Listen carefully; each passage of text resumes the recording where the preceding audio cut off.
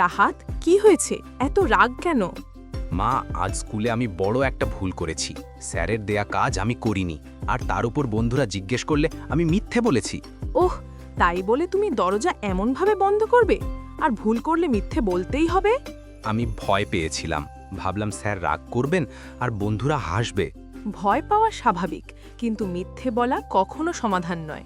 ভুল করলে সেটা স্বীকার করে ঠিক করা বড় ব্যাপার। তাহলে এখন আমি কি করব মা? প্রথমে স্যারকে সত্যি কথা বলবে। বলবে তুমি কাজ করনি এবং আর এমন করবে না। আর বন্ধুরা হাসলে তাদের কথা শোনার দরকার নেই। নিজের ভুল ঠিক করাটাই আসল সাহস। কিন্তু মা, যদি স্যার খুব রাগ করেন? রাগ করলে করবেন, কারণ তুমি ভুল করেছো। কিন্তু যখন তিনি দেখবেন তুমি সত্যি বলছো এবং শিখতে চাইছো, তখন তিনি খুশি হবেন। তুমি ঠিক বলেছ মা, কাল আমি স্যারের সাথে কথা বলবো। আর আজই কাজগুলো শেষ করে।